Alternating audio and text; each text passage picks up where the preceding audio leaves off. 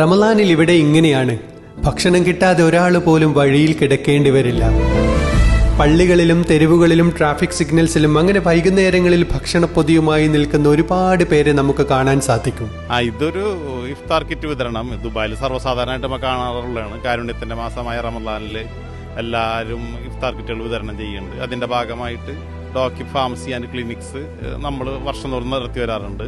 25ാം വാർഷികം പ്രമാണിച്ച് ഈ വർഷം കൂടുതൽ ജീവകാരുണ്യ പ്രവർത്തനങ്ങൾ ലേബർ ക്യാമ്പുകളിലും മറ്റിടങ്ങളിലും മോസ്കുകളും കേന്ദ്രീകരിച്ച് ഡോക്യുമെന്റ് ഫാർമസി ആൻഡ് ക്ലിനിക്സ് ജീവകാരുണ്യ പ്രവർത്തനം നടത്തുന്നതിന്റെ ഭാഗമായിട്ട് ഇവിടെ നിന്ന് ലുലു വില്ലേജിൽ ഇതുപോലെ പലയിടത്തും ചെയ്യണത് സാധാരണ ചെയ്യാറുള്ള പോലെ തന്നെ നമ്മൾ ഈ വർഷം നടത്തുന്നുണ്ട്. 25 വർഷങ്ങൾക്ക് മുമ്പ് ഡോക്ടർ ഇബ്രാഹിം എന്ന ഈ മനുഷ്യൻ തുടങ്ങിയ ഡോക്യുപ് ഇന്ന് പടർന്നു പന്തലിച്ച് UAE-യിലുടനീളം 40-ലധികം ഫാർമസീസും ക്ലിനിക്കുകളുമായി UAE-യുടെ ആരോഗ്യരംഗത്ത് സ്തുത്യർഹമായ സേവനം നൽകിക്കൊണ്ടിരിക്കുന്നു. എന്നാൽ സേവനം ബിസിനസ്സിൽ മാത്രമായി ചുരുങ്ങരുതെന്ന നിർബന്ധവും ഉണ്ടായിരുന്നു. അതുകൊണ്ട് തന്നെ വർഷങ്ങളായി UAE-യുടെ കൂടെ നിന്ന് ഇവിടെ ഇങ്ങനെയും ചിലത് ചെയ്തുകൊണ്ടിരിക്കുന്നു.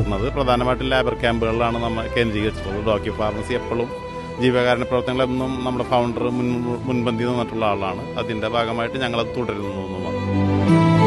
തിരിച്ചൊന്നും പ്രതീക്ഷിക്കാതെ ജനങ്ങളുടെ കൂടെ നിൽക്കുന്ന ഒരുപാട് നല്ല മനുഷ്യരെ കാണുന്നൊരു നാടാണിവിടം.